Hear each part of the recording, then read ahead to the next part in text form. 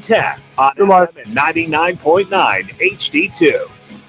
Rudy now joins us on the Right to It guest line here on a Monday. And I want to dive right into it, Rudy. When you watch Josh Dobbs, to me, you Manuch, you guys played the game at a very, very high level. I'm as a GM, an armchair GM, I watch him and I say, he's getting worse. Is that possible? That, or we know who he really is now after 6 weeks? Yeah, I think, it's probably true that after 6 weeks, you have a much better idea of who Josh Dobbs is. And I think at the end of the day, Josh Dobbs is probably a good backup quarterback. He's the guy that can come in and, get you through a game. He's a guy that can come in and make some plays for you. He can use his legs and make some plays for you.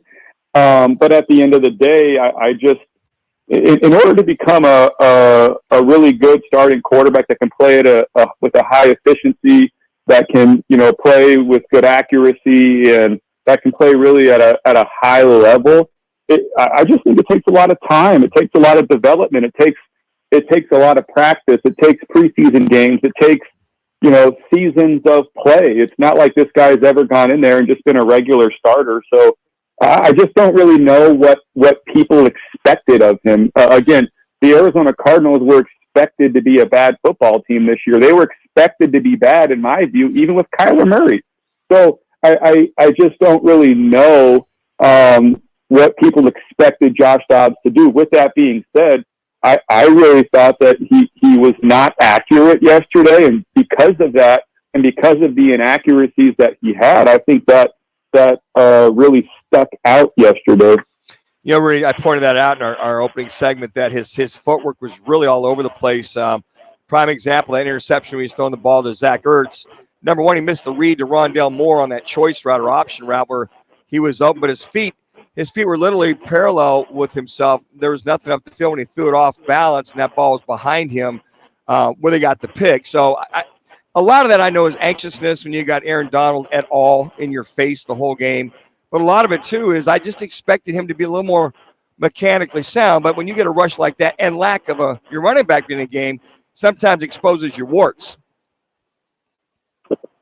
Yeah, I think, lack of your starting running back being in the game hurts. But I also think this offensive line is just average at best. And I think the St. Louis Rams have one of the best pass rushes in all of football, and Aaron Donald makes it very, very difficult. So, it's a tough situation. I mean, to me, if I'm just being honest, based on watching the Arizona Cardinals, I actually think the team is pretty well coached.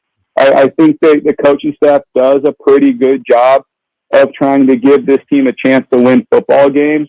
They've been in every game, basically. But I think they just really have a lack of talent, and I think yesterday that was exposed. They have a lack of talent all over the football field.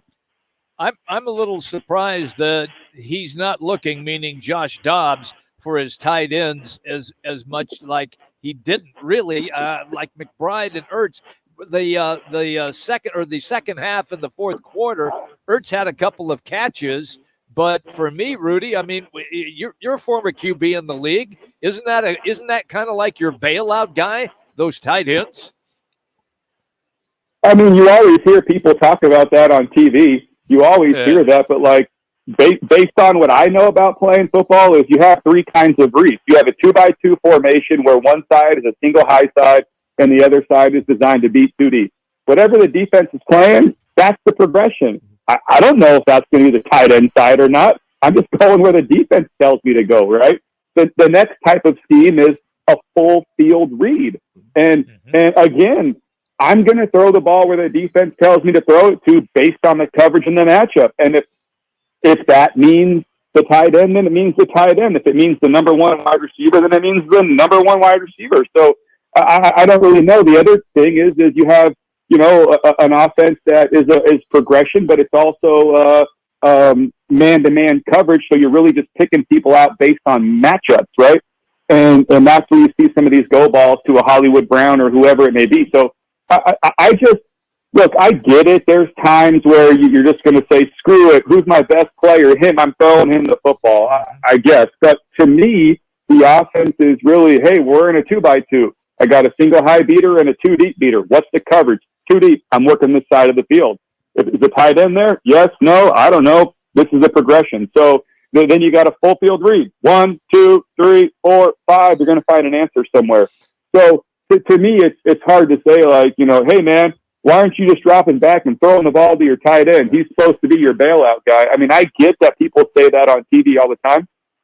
It's just like when I hear people say, oh, man, the quarterback, why are you staring down your target? And I'm like, what is he supposed to do? Like, throw it blindfolded? Is he supposed to look to the right and just blindly throw it to the left to a guy? Like, well, what is this? Like, a look-off to me is a natural look-off. You're going through your progression. Yep. You're staring at number 1. The guy covers number 1, so you quickly react to number 2 and throw him the football, right? So, I don't know. Like, to me, like I said, in my view, this is a situation where you have an offensive line that couldn't match up against that front 7 of the St. Louis Rams, and it's as simple as that. And Rudy, your point, I mean, a lot of it's just execution, because they're, to that point with Hollywood going up the right side, he was open and just underthrown, but you got to get down, give him a chance to go get that. And then in that fourth quarter, you had a chance to get a first down and matriculate the ball down the field, and he misses Rondale Moore on like a flare route to the outside, which is an easy first down. So to your point about the coaching, I think that they've got the right plays, or there's just a lack of execution or misexecution from the offensive side of the field. Well, they also had a deep ball to Hollywood.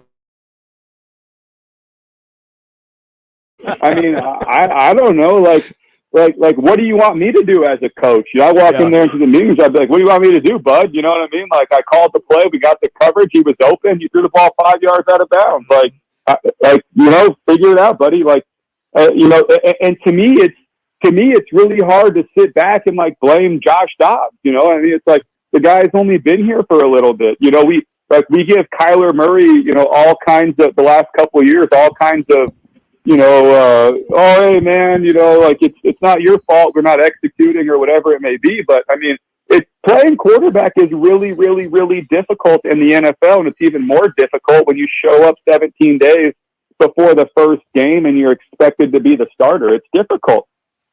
And you know that the passing game, i.e. for Sean McVay, and when you have your 2 top safeties out and you're replacing rookies corners with other rookie corners, what have you, the passing game, I should say running game, talking about running game in the second half, but to watch Matthew Stafford and Cooper Kupp in that passing game against a very limited defense was pretty much an advance by Sean McVay in that second half. Yeah, again, to me, that's what I'm talking about when you talk about talent. I mean, to me, Cooper Kupp is a great receiver, great route runner, very instinctual player, high IQ, great catch radius. I mean, he's a good player. But it's also, very obvious that the Arizona Cardinals lack talent in the defensive secondary. They just do. Cooper Kupp could get open anytime he wants. Stafford could drop back, throw him the football. They did an okay job getting pressure. I thought at times the defensive staff did a good job about, showing all-out blitz and then dropping out guys, showing all-out blitz and bringing them, trying to mix up the looks for Stafford. But again, to me, when you look at matchup for matchup, it's just pretty apparent that most teams across the board have more talent than the Arizona Cardinals have right now. Rudy Carpenter is our guest on the Right Toyota guest line.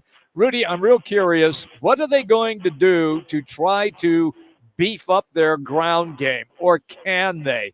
I mean, they just picked up dudes off the practice squad, throw them in right away for the game. Do they have any chance at all to improve the ground game with James Conner out?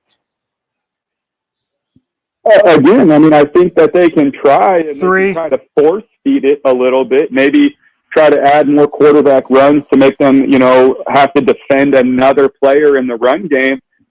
But again, when you look at this offensive line, is this an offensive line that you feel, if you're, this coaching staff, do you feel really, really comfortable about who this offensive line is?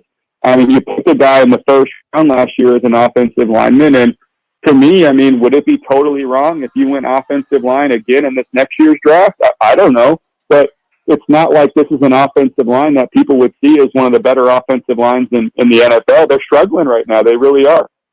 You like the D-backs tonight, or maybe a split in the first two? What do you think? I mean, yeah, that would be great. I mean, ultimately, the Diamondbacks are so hot right now, and baseball is just a super funny sport like that. I mean, I guess most sports are, but I mean, to me, baseball is real funny. They play so many games, and you just never know when teams are going to get hot. And right now, it just seems like the Arizona Diamondbacks are hot and have so many different things on their side. It's going to be interesting to see how they respond in Philly, and obviously having to travel back and forth across the country. A good fan base in Philly. It's going to be really fun, interesting. I mean, obviously fun for the Valley. You got, at least two of the sport teams, here with the Suns and the Diamondbacks who are making deep playoff pushes, and it makes it more fun for the city. Big time. It's hasn't been like this in a long time, as you know, Rudy. It's been pretty tough for the black cloud over the city, and this Cardinal team. I don't see the light for a long time with them. If you are offered 2 draft picks right now for Marquise Brown, do you take it? Depending on where those draft picks are. True. But most likely, I mean, look, like I'd even say this, like Dennis Gardeck, right? Mm-hmm. Like, he's a great player. He tries his ass off. He works hard. Like, he's more like me, than 1 minute. Than like I'm like Cam Newton or something, right? Like, just regular sized, normal, like, guy on the street, right? So I root for guys like that. But in the NFL, I mean, like, compare Dennis Gardeck to, like, these other freak pass rushers in the NFL, like Myles Garrett or whoever else. And it's like, no offense, but, like, that's who you're trying to win with. Mm-hmm. That's who you're trying to win. You're trying to win with a guy that's a special teams player, as your best defensive pass rusher. I mean, it's just hard to win that way. Yeah, it's very tough. Rudy, we always appreciate you, man. That's not a shot at Dennis either. No. All right, guys. No, not at all. Yeah, I think it's great. I mean, it brings up a good point. I mean, it's great. This team has a lot of good guys. Yeah, they do, but you got to play at the hand you're dealt, too. If he can't go make any moves, and Dennis Gardeck's your next best thing. You got to go with him. You got to go with him. Man, he's and you hope he gets better. Yeah, and he by plays giving hard, the opportunity. Plays hard, runs hard, tackles hard. I mean, if he can just stay healthy.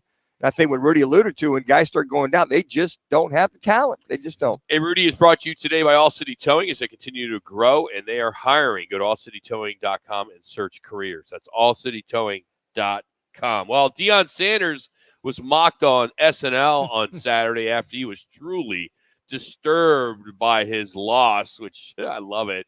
And now we find out that his kid, the quarterback, decided to post on Instagram at halftime about pushing some of